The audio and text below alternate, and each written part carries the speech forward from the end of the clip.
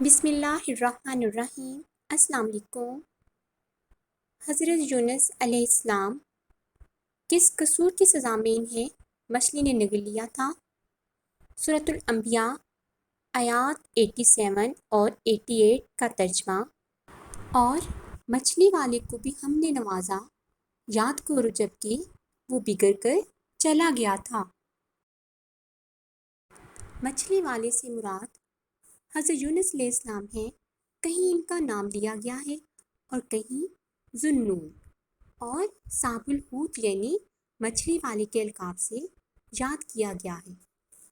مچھلی والا انہیں اس لیے نہیں کہا گیا کہ وہ مچھلیاں پکڑتے یا بیچتے تھے، بلکہ اس بنا پر کہ اللہ تعالیٰ کے اذن سے ایک مچھلی نے ان کو نگل لیا تھا، جیسا کہ سورہ صافات آیت 142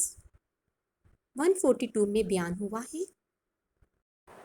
یاد کرو جب کہ وہ بگڑ کر چلا گیا تھا، یعنی وہ اپنی قوم سے ناراض ہو کر چلے گئے قبل اس کے کہ خدا کی طرف سے ہجرت کا حکم آتا اور ان کے لیے اپنی ڈیوٹی چھوڑنا جائز ہوتا۔ سورۃ الانبیاء کی آیت 87 فَظَنَّ أَن لَّن نَّقْدِرَ عَلَيْهِ فَنَادَىٰ فِي الظُّلُمَاتِ أَن لَّا إِلَٰهَ إِلَّا أَنتَ سُبْحَانَكَ إِنِّي كُنتُ مِنَ الظَّالِمِينَ، اور سمجھا تھا کہ ہم اس پر گرفت نہ کریں گے۔ آخر کو اس نے تاریکیوں میں سے پکارا، نہیں ہے کوئی خدا مگر تو، پاک ہے تیری ذات، بے شک میں نے قصور کیا۔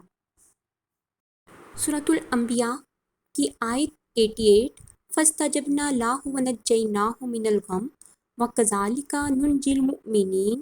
ترجمہ، تب ہم نے اس کی دعا قبول کی اور غم سے اس کو نجات بخشی، اور اسی طرح ہم مومنوں کو بچا لیا کرتے ہیں۔ اور سمجھا تھا کہ ہم اس پر گرفت نہ کریں گے۔ 84 پر ہے جی، انہوں نے خیال کیا کہ اس قوم پر تو عذاب آنے والا ہے، اب مجھے کہیں چل کر پناہ لینی چاہیے تاکہ خود بھی عذاب میں نہ گر جاؤں۔ یہ بات بجائے خود تو قابل گرفت نہ تھی، مگر پیغمبر کا اذن الہی کے بغیر ڈیوٹی سے ہٹ جانا قابل گرفت تھا۔